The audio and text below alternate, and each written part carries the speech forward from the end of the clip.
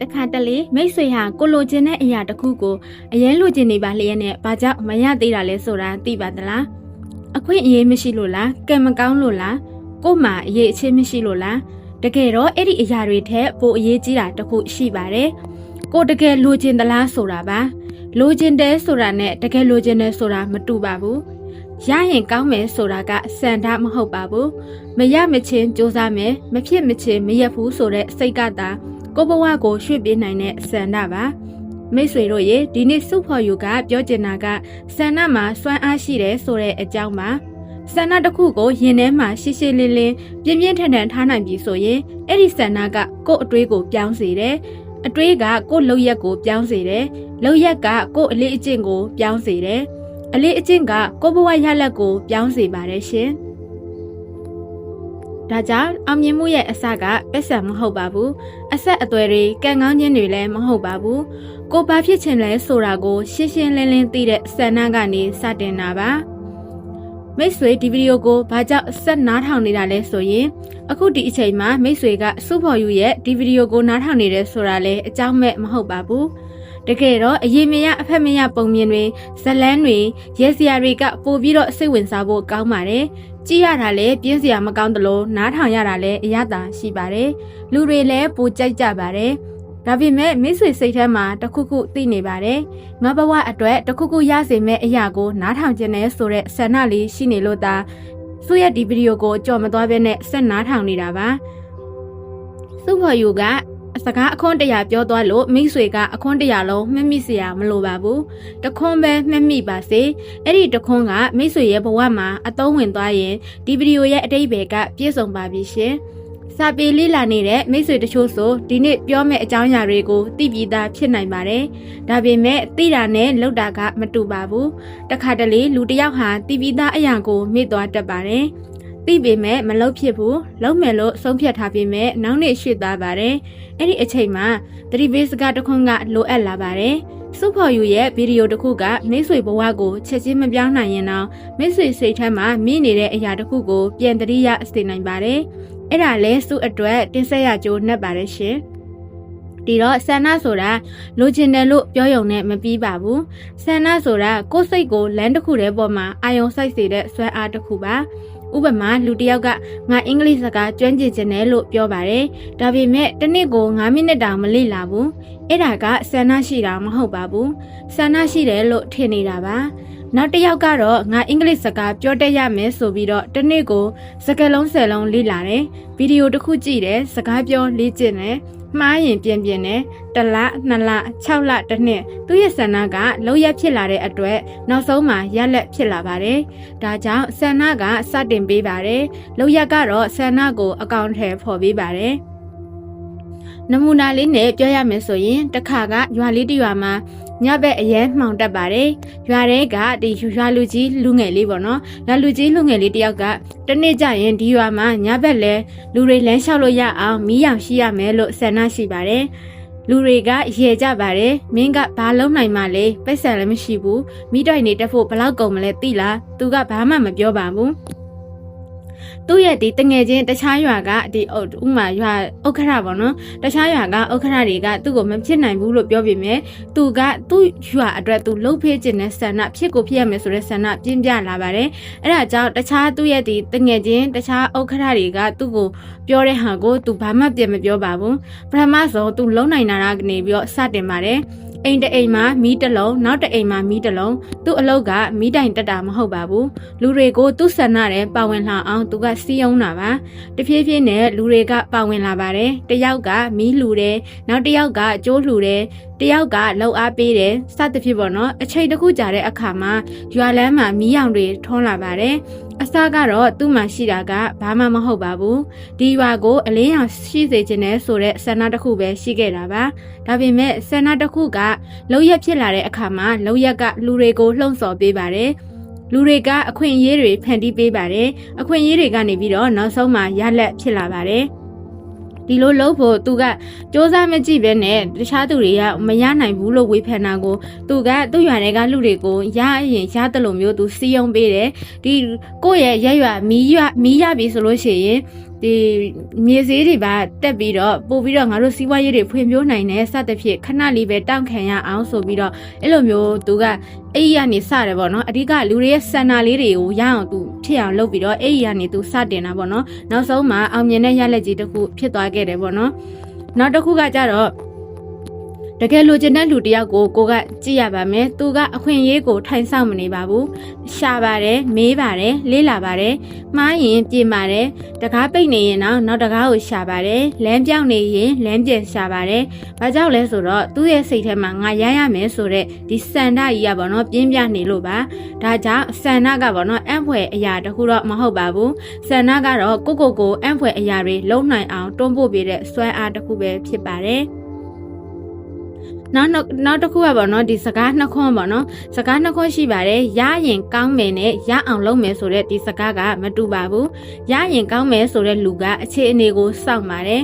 ရအောင်လုပ်မယ်ဆိုတဲ့လူကအခြေအနေကိုကိုယ်တိုင်ဖန်တီးပါတယ်တနေ့ကျရင်စာအုပ်ရေးမယ်နဲ့ဒီနေ့စာတစ်မျက်နှာရေးမယ်ဆိုတာကမတူပါဘူးကျမ်းမာလာရင်လေ့ကျင့်ခန်းလုပ်မယ်နဲ့ဒီနေ့15မိနစ်လမ်းလျှောက်မယ်ဆိုတာမတူပါဘူးတနေ့ကျရင်ပိတ်စံအများကြီးရှာမယ်နဲ့ဒီနေ့ဝင်ငွေရနိုင်တဲ့အရာတစ်ခုကိုလေးလာမယ်ဆိုတာကမတူပါဘူးဘဝကိုပြောင်းလဲပေးတာက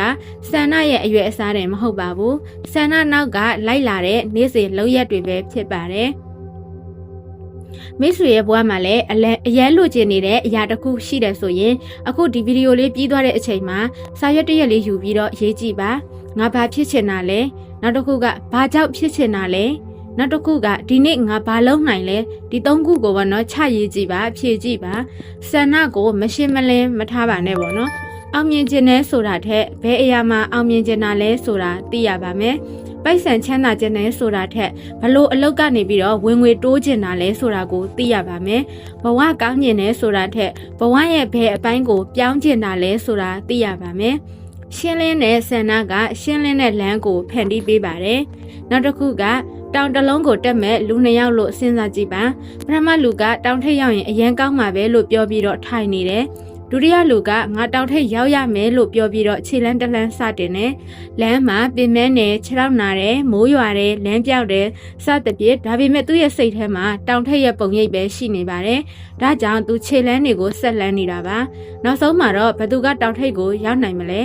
တောင်ထိပ်ကိုရောက်ချင်တယ်လို့ပြောတဲ့သူမဟုတ်ဘဲနဲ့တောင်ထိပ်ဘက်ကိုခြေလန်းလှမ်းနေတဲ့သူပါမိတ်ဆွေဘဝကလည်းဒီလိုပါပဲအိမ်မက်ကဘလောက်လှလှစန္ဒကဘလောက်ပြင်းပြင်းခြေလန်းမလှမ်းရင်လုံးဝနေရာမပြောင်းပါဘူးစန္ဒကိုစွမ်းအားအဖြစ်ပြောင်းပြီးတော့သုံးကြည့်ရမယ်ဆိုရင်ပထမဆုံးနံပါတ်1အချက်ကကိုဘာလိုချင်လဲဆိုတာကိုသိရပါမယ်သူများလိုချင်တာကိုလိုချင်တာလို့မထင်ပါနဲ့လူတွေကအောင်မြင်တယ်ဆိုလို့အောင်မြင်ချင်တာလားသူများကချမ်းသာတယ်ဆိုလို့ချမ်းသာချင်တာလားဒါမှမဟုတ်ကိုယ်စိတ်ထဲကတကယ်လိုချင်တာလားကိုယ့်ရဲ့ဆန္ဒကိုသိဖို့လိုပါတယ်ဒုတိယတစ်ချက်ကဘာကြောင့်လိုချင်တာလဲသိရပါမယ်ဘာကြောင့်လဲဆိုတဲ့အဖြေကပြင်းလေဆန္ဒကခိုင်မာလေပါပဲတတိယကတော့ဆန္ဒကိုရည်မှန်းချက်အဖြစ်ပြောင်းရပါမယ်ကျမ်းမာခြင်းနဲ့မဟုတ်ဘဲနဲ့နေ့တိုင်းမိနစ်20လမ်းလျှောက်မယ်စာရေးစရာဖြစ်ချင်တယ်မဟုတ်ဘဲနဲ့နေ့တိုင်းစာမျက်နှာတစ်မျက်နှာရေးရပါမယ်ပြီးတော့နောက်ဆုံးအချက်ပေါ့နော်၄ချက်ကနေ့တိုင်းအနည်းဆုံးတစ်လှမ်းလှမ်းရပါမယ်အောင်မြင်မှုကြီးတွေကတရက်ထဲနဲ့မဖြစ်ပါဘူးနေ့တိုင်းလုပ်တဲ့အရာသေးသေးလေးတွေကနေဖြစ်လာတာပါစူးဆိုရင်လည်းဒီအောင်မြင်တဲ့ YouTuber တယောက်ဖြစ်ရှင်ပါတယ်ဒါပေမဲ့စူးမှာအခုလောလောဆယ် subscriber 100ကျော်ပဲရှိပါတယ်ဒါပေမဲ့စူးစတင်ခဲ့တဲ့နေ့က subscriber တယောက်ထက်စာရင်စူးအများကြီးရောက်နေပါပြီစူးလည်းလုံးဝဆွဲမလျှော့ပါဘူးဖြစ်ကိုဖြစ်ရမယ်ဆိုတဲ့ဆန္ဒနဲ့စူးစမ်းနေတာမို့စူးယုံကြည်ပါတယ်အောင်မြင်တဲ့ YouTuber တယောက်ဖြစ်ကိုဖြစ်ရမယ်ဆိုတာနောက်တစ်ခုကမရသေးတာကိုမအောင်မြင်တာလို့မထင်ပါနဲ့တချို့အရာတွေကအချိန်ယူရပါတယ်မျိုးစစ်စိုက်ပြီးတော့နောက်နေ့မှာတစ်ပင်ကြီးဖြစ်လာဖို့မမျှော်လင့်တလို့ပါပဲမိတ်ဆွေရဲ့ဆန္ဒလည်းအချိန်ယူရနိုင်ပါတယ်ဒါပေမဲ့မရသေးတာနဲ့မရနိုင်တော့တာကလုံးဝမတူပါဘူးနောက်တစ်ခုကဆန္ဒရှိတဲ့လူနဲ့ဆန္ဒမရှိတဲ့လူရဲ့ကွာခြားချက်လေးကိုတင်ဆက်ပေးချင်ပါတယ်လူနှစ်ယောက်လုံးမှာအခက်အခဲတူတူရှိနိုင်ပါတယ်လူနှစ်ယောက်လုံးမှာပိတ်ဆက်မရှိတာချင်းလည်းတူနိုင်ပါတယ်အခွင့်အရေးမရှိတာပညာအရေးချင်းတွေရောတူနိုင်ပါတယ်ဒါပေမဲ့တယောက်ကမဖြစ်နိုင်ဘူးလို့ရက်သွားတယ်နောက်တစ်ယောက်ကဘယ်လိုလုပ်ရင်ဖြစ်နိုင်မလဲလို့မေးလာတယ်တ ဒီစကားတစ်ခုကပဲသူတို့နှစ်ယောက်ရဲ့အနာဂတ်ကိုကွဲပြားသွားစေတာပါမဖြစ်နိုင်ဘူးလို့စဉ်းစားတဲ့စိတ်ကတကားကိုလုံးဝပိတ်လိုက်တာနဲ့တူတူပါပဲဘလို့လို့ရင်ဖြစ်နိုင်မလဲဆိုတဲ့စိတ်ကတော့တကားကိုရှာနေတာပါမိတ်ဆွေရဲ့စိတ်ထဲမှာရောဘာဆန္ဒတွေရှိနေလဲအခုလေးတင်ဒီဗီဒီယိုကိုနားထောင်နေတဲ့မိတ်ဆွေကိုစုဖော်ယူကတခုပဲမေးချင်ပါတယ်မိတ်ဆွေရဲ့ဘဝမှာတကယ်ဖြစ်ချင်တဲ့အရာကဘာလဲအဖြေကိုအမြန်ပေးဖို့မလိုပါဘူးခဏစဉ်းစားပါကိုယ့်ရဲ့အတွင်းစိတ်ကိုပြန်ကြည့်ပါတခါတလေမိတ်ဆွေဟာအဲ့ဒီအိမ်မက်ကိုမေ့ထားမိနိုင်ပါတယ်တခါတလေသူများစကားကြောင့်လက်လျှော့ထားတာလည်းဖြစ်နိုင်ပါတယ်တခါတလေအရင်ကမအောင်မြင်ခဲ့တာတွေကြောင့်ကိုမယုံကြည်တော့တာလည်းဖြစ်နိုင်ပါတယ်ဒါပေမဲ့အရင်ကမဖြစ်ခဲ့တာကြောင့်နောက်ထပ်လည်းမဖြစ်နိုင်ဘူးလို့ဘသူကအဆုံးဖြတ်ပေးထားတာလေမိတ်ဆွေကိုယ်တိုင်ပဲမဆုံးဖြတ်ပါနဲ့အတိတ်ကမိတ်ဆွေဟာဒီနေ့မိတ်ဆွေနဲ့မတူပါဘူးဒီနေ့မိတ်ဆွေကပို့ပြီးတော့တိလာတယ်ပို့ပြီးတော့နားလည်လာတယ်ပို့ပြီးတော့ရင်းကျက်လာတယ်ဒါကြောင့်အရင်ကမဖြစ်ခဲ့တာကိုအကြောင်းပြချက်တစ်ခုအဖြစ်မသုံးမဲနဲ့နောက်တစ်ချိန်ပြန်စားဖို့အကြောင်းပြချက်အဖြစ်အသုံးချလိုက်ပါလောကမှာအရာရာဟာဆန္ဒတစ်ခုကနေစခဲ့တာတွေအများကြီးရှိပါတယ်ဥပမာလူတွေအဝေးကိုမြင်မြတ်သွားနိုင်ရမယ်လို့ဆန္ဒရှိခဲ့တာကြောင့်ယနေ့တည်ယူပို့ဆောင်ရေးတွေယထာတီထွင်တာလေရင်တီထွင်တာကားတီထွင်တာတွေဖြစ်လာတာပါသူတို့ဆန္ဒရှိခဲ့တာကြောင့်မို့လို့အခုလိုမျိုးလူတွေအဆင်ပြေလာတာပါနောက်တစ်ယောက်ကလူတွေအဝေးကနေတောင်အချင်းချင်းဆက်သွယ်နိုင်ရမယ်လို့ဆန္ဒရှိခဲ့လို့ဆက်သွယ်ရေးနည်းပညာတွေပေါ်လာတာပါတစုံတစ်ယောက်ကဒီအရာကိုပိုကောင်းအောင်လုပ်ရမယ်လို့ယုံကြည်ခဲ့လို့တီထွင်မှုအသစ်တွေဖြစ်လာတာပါအစမှာအရာအလုံးဟာလူတစ်ယောက်ရဲ့စိတ်ထဲမှာရှိတဲ့ဖြစ်စေခြင်းနဲ့ဆိုတဲ့ဆန္ဒတစ်ခုလောက်ပါပဲဒါပေမဲ့ဆန္ဒတစ်ခုတည်းနဲ့တော့မလုံလောက်ပါဘူးဆန္ဒကိုယုံကြည်မှုနဲ့ပေါင်းရမယ်ယုံကြည်မှုကိုလောက်ရက်နဲ့ပေါင်းရပါမယ်လောက်ရက်ကိုဇွဲနဲ့ပေါင်းရပါမယ်ဇွဲကိုအချိန်နဲ့ပေါင်းလိုက်တဲ့အခါမှာတော့တနေ့မှာမိတ်ဆွေလိုချင်တဲ့အရာဟာလက်တွေ့ဘဝထဲမှာပေါ်လာနိုင်ပါတယ်ဒီသောမတ်အဒီဆန်တို့ဘာလို့ဆိုလဲဒီမီးလုံးတီထွင်တာကသူလူတွေကိုအလင်းပေးစေခြင်းနဲ့ဆန္ဒတစ်ခုတည်းနဲ့ဖြစ်လာတာပါလုံးဝတီထွင်နည်းကိုလုံးဝမသိဘဲနဲ့ကဘာပေါ်မှာပထမဆုံးစမ်းသက်တွေ့ရှိပြီးတော့မှရအောင်လုပ်မယ်ဆိုတဲ့ဆန္ဒကြောင့်အခုချိန်နေထိမိတ်ဆွေတို့အစဉ်ပြေပြေနေရတဲ့အထိဖြစ်လာခဲ့တာပါနောက်ဆုံးအနေနဲ့မိတ်ဆွေကိုဒီနေ့စုဖော်ယူကပြောသမျှအရာအလုံးကိုမှတ်ထားဖို့မလိုပါဘူးစကားအခွန်း100တဲ့ကတခွန်းပဲမှတ်မိပါစေ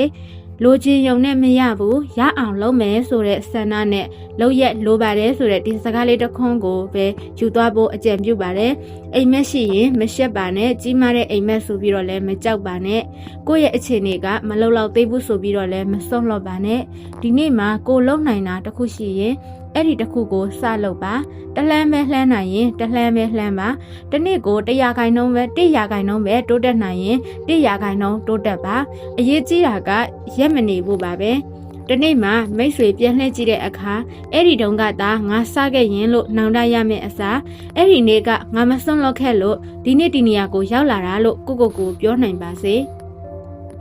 မိတ်ဆွေဆန္ဒကိုသူများလက်ထဲမအပ်လိုက်ပါနဲ့သူများကမယုံလို့ကိုလည်းမယုံတော့တာမျိုးမလုပ်ပါနဲ့သူများကမဖြစ်နိုင်ဘူးလို့ပြောလို့ကိုလည်းရက်မနေပါနဲ့မိတ်ဆွေတကယ်လိုချင်တဲ့အရာကိုမိတ်ဆွေကိုယ်တိုင်ယုံကြည်ချက်ထားရပါမယ်ပြီးရင်ဒီနေ့ကစပြီးတော့တလှမ်းချင်းလှမ်းပါဘာကြောင့်လဲဆိုတော့ဆန္ဒတစ်ခုကအတွေ့တစ်ခုကိုမွေးပေးပါတယ်အတွေ့တစ်ခုကလောက်ရက်တစ်ခုကိုမွေးတယ်လောက်ရက်ကအလေးအကျင့်ဖြစ်လာတယ်အလေးအကျင့်တွေကရလက်ဖြစ်လာတယ်ရလက်တွေကမိတ်ဆွေဘဝကိုပြောင်းလဲပေးနိုင်မှာပါဒါကြောင့်ကိုဖြစ်ချင်တဲ့ဘဝကိုအရင်ဆုံးစိတ်ထဲမှာရှင်းရှင်းလင်းလင်းမြင်ပါပြီးရင်ဒီဘဝစီကိုဒီနေ့ကစပြီးတော့လှမ်းပါဒီဗီဒီယိုလေးကိုနားထောင်ပြီးသွားတဲ့အခါမှာစကားတွေကိုပဲနားထောင်ပြီးတော့မထားခဲ့ပါနဲ့ကိုယ်ဆန္ဒတစ်ခုကိုရွေးပါအဲ့ဒီဆန္ဒအတွက်ဒီနေ့လုံနိုင်တဲ့အရာလေးတစ်ခုကိုစလုပ်ပါဖြစ်ချင်တာကိုအိမ်မက်ထဲမှာပဲမထားပါနဲ့အိမ်မက်ကိုရည်မှန်းချက်ဖြစ်အောင်လုပ်ပါရည်မှန်းချက်ကိုလုပ်ရက်ဖြစ်အောင်လုပ်ရက်ကိုအလေးကျင့်ဖြစ်အောင်အဲ့ဒီအခါမိတ်ဆွေဘဝဟာတဖြည်းဖြည်းပြောင်းလဲသွားပါလိမ့်မယ်